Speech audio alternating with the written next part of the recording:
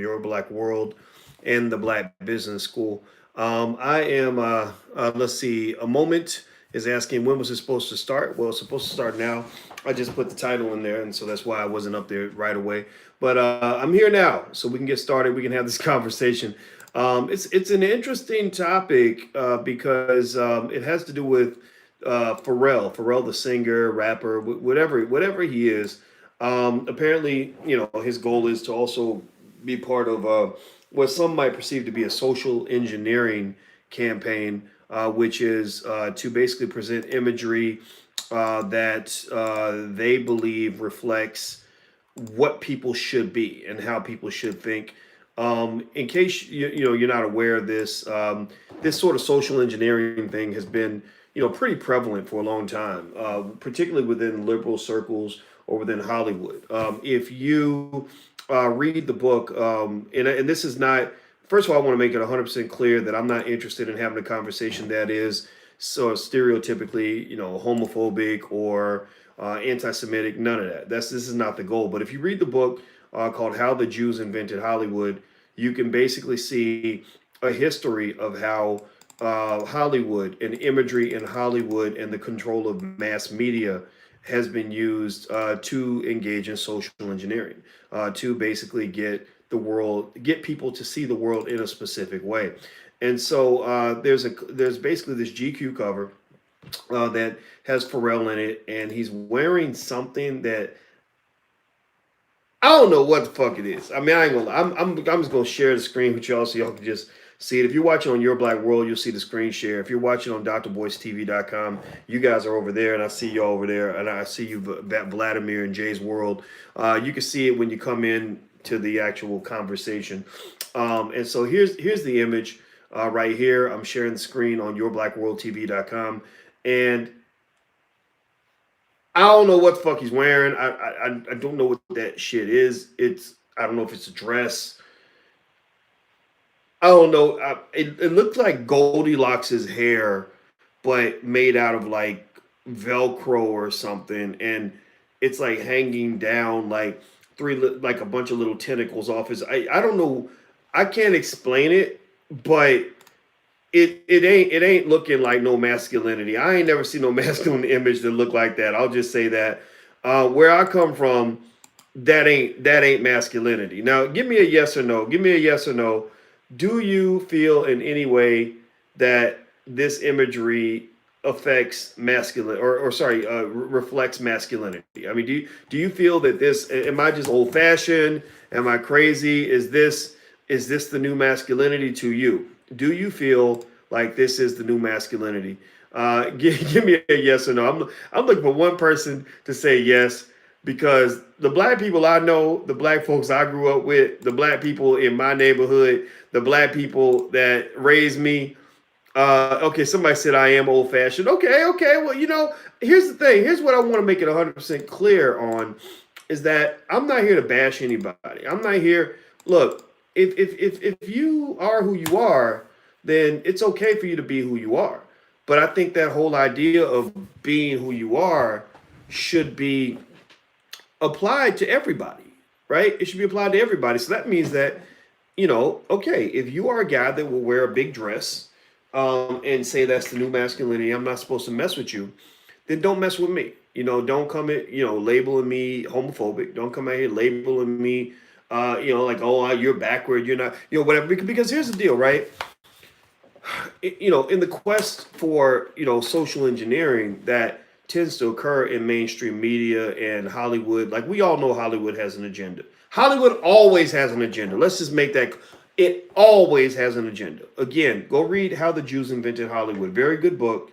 I have all my students read it, not for any anti-Semitic reasons, but because I want them to understand how empires are built. I tell them peep game on how the Jewish community took the world by its balls and built an empire of their own. And that's literally the subtitle, an empire of their own, how the Jews invented Hollywood. And they overcame a lot of oppression by owning a lot of assets, doing what Tyler Perry does, without the Medea dresses and stuff, right? But even the fact that Tyler Perry was able to build a studio by putting on a dress kind of speaks and connects to the agenda of Hollywood, right?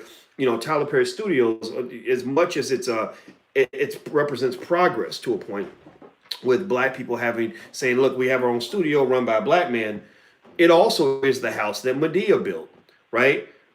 Tyler Perry Studios would not exist if it was not for Madea, right? If you look at Tyler Perry's films, his best-selling, highest-grossing films, I'd be willing to bet you that 90% of those highest-grossing films featured him wearing a dress. Now, does that mean I'm dissing Tyler Perry? No. Does that mean Tyler Perry is an asshole? No. I think Tyler Perry is a very nice man. I have met him. I talked to him on the phone. I did a tour of his old studio, which was very impressive. I think that Tyler Perry is a very good guy, and the agenda worked for him. But here's the idea, right? The agenda works for him, but it ain't gonna work for you, right? Some of y'all in here, the agenda is not going to work for you. It's going to work for the guys that play the game in a specific way, right? And so that's why it's very important. And I see why we have a special guest that just popped in here, Jade Arundel. Jade, I'm going to bring you in about 33.4 seconds. So give me 1 second to make this point. I think it's important to understand this. Why is it important to understand this? Because you got to understand that when you go to Hollywood and you are a black man with bass in your voice and a goatee and you looking for women and you ain't trying to experiment with men and babies and all this other crazy stuff they do in Hollywood. If you are living, if you're an old fashioned Southern black man who says, no, I'm not interested in all of that extra stuff, you're going into Hollywood a little handicapped. You're not going to get the same opportunities that Pharrell is going to get by putting on this whatever the fuck that I can't even call it a dress. I don't know what it is. I don't know. I've never seen any. It reminds me of like those coats you had that were like real fluffy and it makes a lot of noise when you rub it. I don't know what the material is. You know what I'm talking about? Like, I don't know what that is, right? And so or you won't go as far in Hollywood if you're not putting on a dress. Right, Dave Chappelle said it that they expect the black men to wear dresses. I think they get off on that. I think they really enjoy seeing a big, strong black man putting on a dress because number one, it makes them comfortable because you're less threatening, and number two, it probably turns them on. They probably get a hard penis watching you put on that dress. I'm not kidding. I really believe that. Right. So it's not hating on nobody. Puff coat, whatever it is. Yeah, you know what I'm talking about. And so. Yeah, I'm going to just stop talking because I want Jade Arundel to come in. Jade made some really interesting points earlier on a Facebook post about this topic. So I'm going to let a sister come in with another angle of discussion on this topic. Jade, can you hear me? Jade is with FlyNubianQueenTV.com, by the way. And she's a very smart black woman. She spoke at the All Black National Convention. And Jade had a very thoughtful analysis that she wrote about this on her Facebook page, and so I would like for Jade to come in and give a perspective. So Jade, give me another way to look at this. I've already kind of expressed my point of view. I'd like for people to hear what you think. Well, I think the best thing I can do right now offer, because this is a really delicate topic, right? It's a delicate topic that affects a lot of folks within our families, but a lot of folks within our community. And I'm really cautious about like how I express my views when it comes on to things around gender, sexuality, homosexuality, the assault and the agenda against Black manhood and Black masculinity, right? But today, when I saw that GQ cover, I felt the need, like I was like, okay, I'm going to express what I need to express, and I'm going to be okay with stating it. So I think the most responsible thing for me to do right now is to actually read what I wrote, because it was carefully thought out, and I feel like it's a balanced perspective of what's going on here. So you described the GQ cover, and I'm going to go ahead and read my statement. Many Black folks will reject and condemn this quote-unquote new masculinity. Many Black and non-Black, especially LGBT plus folks, will gaslight non-supporting Black folks as homophobic and or transphobic for disagreeing with them. Non-Black folks of all persuasions, of all genders and sexualities will instigate the Black LGBT plus issue in order to socially and or financially benefit and capitalize off of it.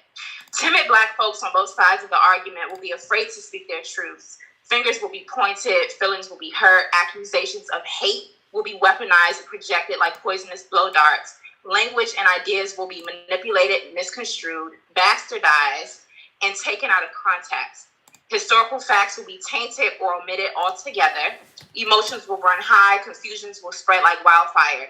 People will live in fear of being exposed or regret their lack of courage in speaking or living their truths, whatever that may mean for them. Many will sacrifice their moral, spiritual, and religious values to appease the status quo. Some will be too lost to fully know themselves. Others will be too lazy to care. Yet, many of us will not be afraid to sound the alarm or lose friends or face criticism for rejecting this agenda. Many of us will reject terminology and social shifts and so-called norms, cultural norms that we have not selected or defined for ourselves. Many of us will refuse to give up our cultural, spiritual, moral, religious principles for new ones that are, in fact, that are in direct opposition to our own belief systems. Many of us will judge without fear of being judged. Those with integrity will be free to be who they are without asking for permission or seeking approval from others, and will care less about who sees or knows or supports or does not support them, who does not support who they are. And they will be free enough to bring their full selves with them everywhere they go without the need to force acceptance onto others.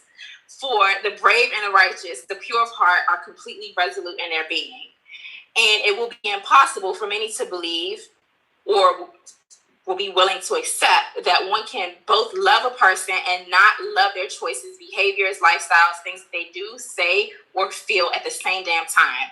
And it will be impossible for many to respect the fact that others do not, should not, and will not adapt the ideas, choices, lifestyles, etc. that they have chosen for themselves, because that also goes against the agenda. But many, despite whichever side of the spectrum they will fall on in this argument, will be on code and choose Black unity because they know that we are actually at war. I, Jade Arundel, believe that there has been a historical agenda to destroy Black manhood and masculinity in America, which has in turn affected the entire Black community. Buck breaking has destroyed the Black family by spiritually widowing the Black woman and culturally and psychologically orphaning the Black child for generations. That's just what it is. Okay, so what I heard in your statement, Jay, which is very well written, I like it. I like what you said. My summary of your statement, in my mind, what I was getting from it is two things. One, the agenda is real, and two, live and let live. Right, like if you have the choice to be who you want to be without persecution, then I have the choice to be who I want to be without you calling me names, right? And saying I'm homophobic, I'm this, that, and the other. Black unity matters more than everything else. That we can unify with the Pharrell and just say, look, that I wasn't with that GQ cover. I feel that Hollywood's always had an agenda to emasculate the Black man. Stop, don't try to convince me. Maybe you can convince other people that this is a new masculinity, but this is not a new masculinity where I come from.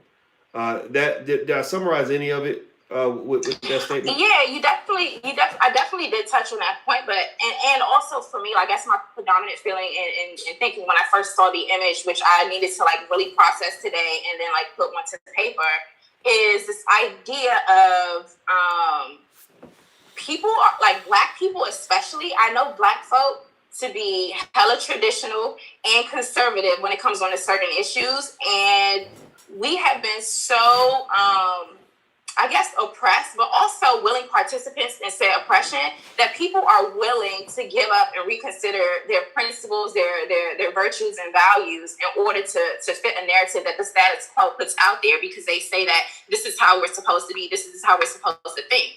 And so what I'm doing is also rejecting that. Like I can respect a person for who they are and love them and still not have to agree with their choices or lifestyles, or may have a different opinion or biases about that and not choose that for myself, but still, like you said, that I articulated, be in solidarity with them, right? Like the two can like coexist. And so if we are actually aware of the warfare that's being waged on all of us, irrespective of whether you're a male, I'm a female, age, gender, sexuality, all of these other things, then, we should be Black first.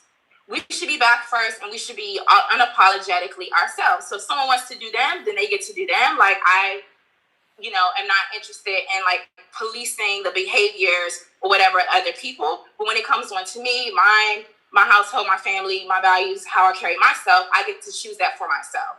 And I believe that as a community, we need to be really, really, really clear and very, very selective of taking on any sort of propaganda in general, right? But any of these new ideas and new terms or new whatever that doesn't really resonate with you, like if it doesn't resonate with you personally, please don't feel like you don't have a voice. Please don't feel like you don't have power. Please don't feel like you have to acquiesce or bend, and submit to some other person's will. So that's where I'm coming from on this. I mean, if Pharrell wants to wear, a dress, or down comforter, coat, down, I don't know what it, like, if this is what he wants to do and Chanel designed it, then okay, he gets to do that. But also, like, I don't have to accept this new idea of the new masculinity. I personally don't have to accept that. And, for those of us who choose not to accept it, and those of us who, wish to interrogate these ideas, research these ideas to kind of, get to the root of them, where are they coming from, who are they coming from, and like, what's the agenda behind this, then we get to do so without being, unfairly labeled, marginalized, and or shamed, et cetera, because that's the way that like oppression works, and that's the way white supremacy works, and that's the way this agenda to emasculate the Black man and masculinity works. And my final paragraph, what I really wanted to get at is like, buck breaking is real. This is not a new phenomenon. This isn't something like, if men being able to, trans folks being able to have rights and people being able to wear dresses.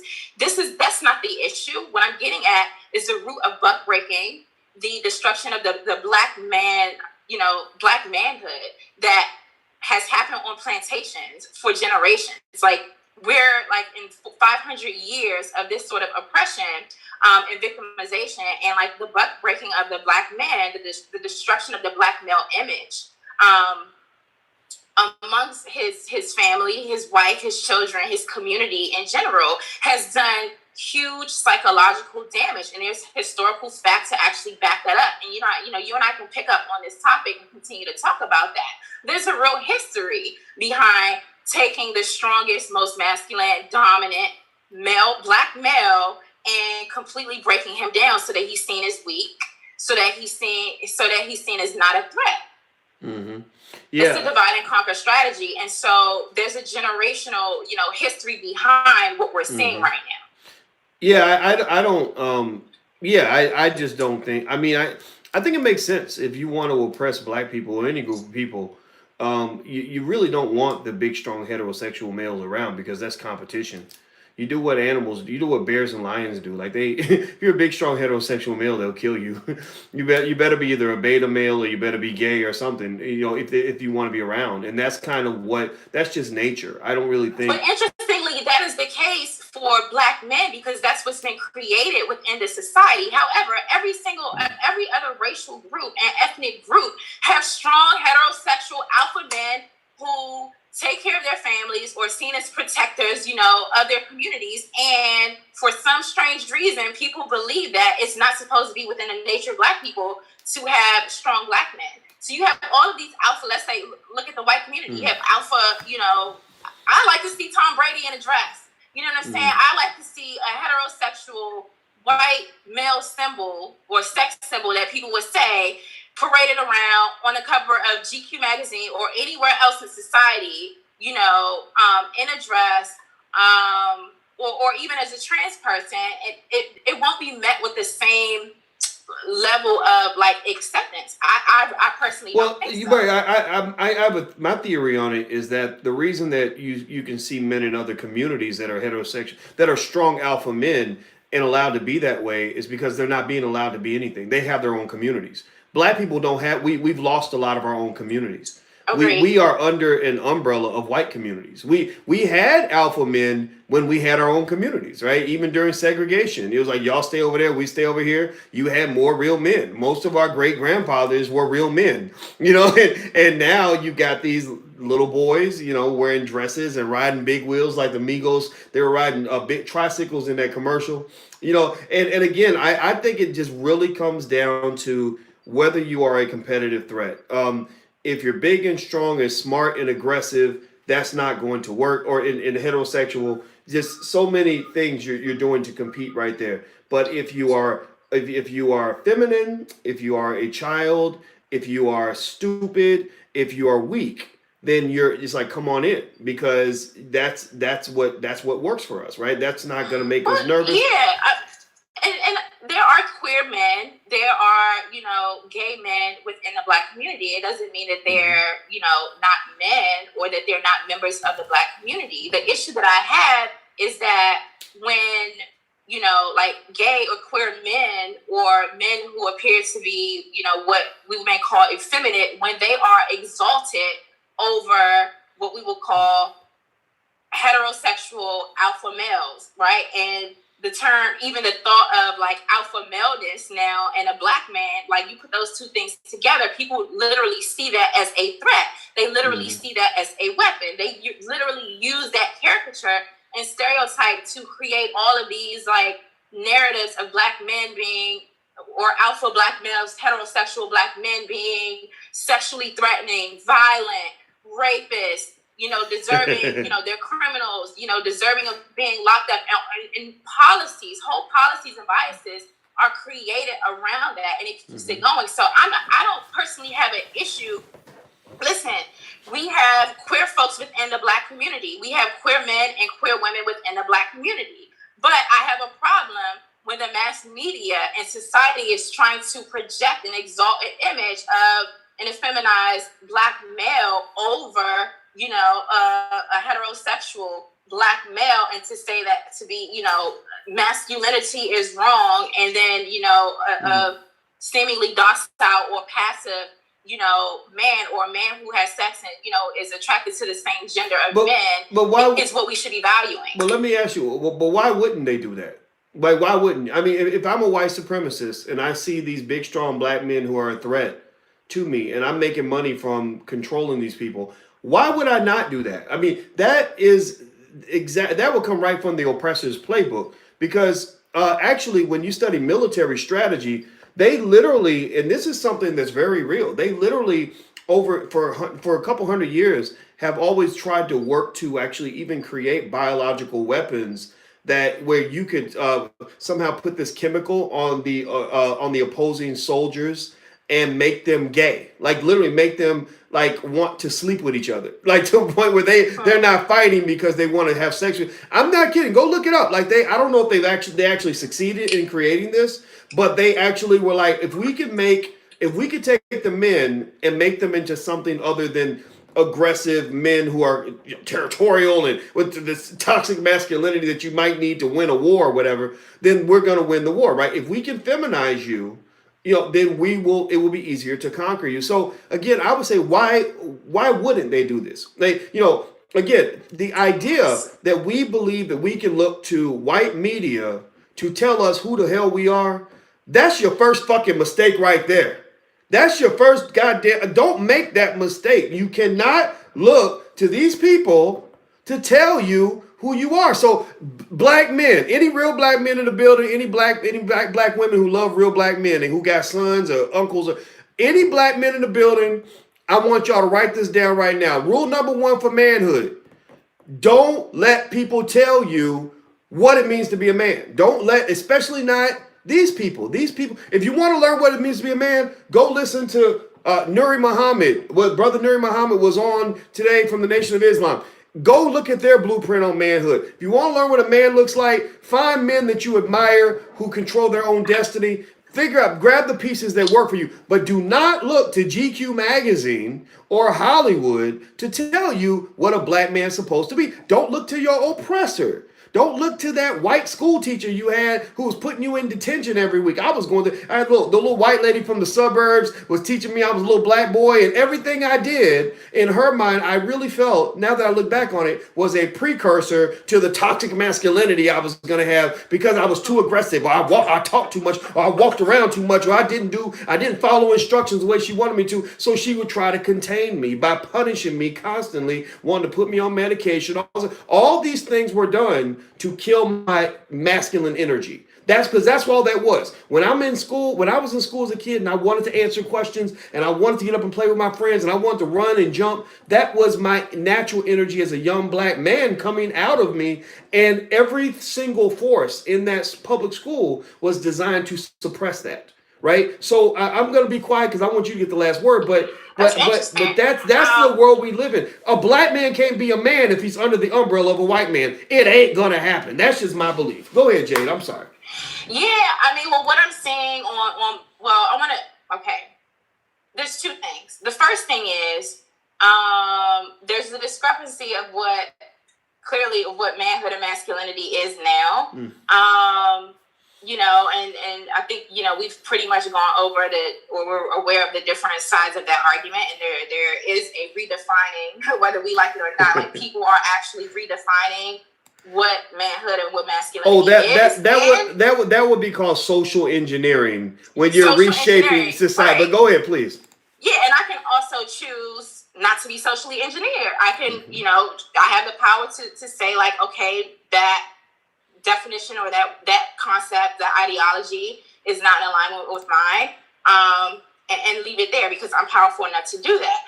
The other thing though is, when you're talking about why wouldn't our oppressors want, non-alpha male black, men, because it benefits them, right? Obvious question. Yeah, a white supremacist, and you use the word white supremacist. Well, interestingly, a lot of folks who see themselves and pride themselves on being so-called allies to the black community or within social justice circles are also projecting these new ideas onto us.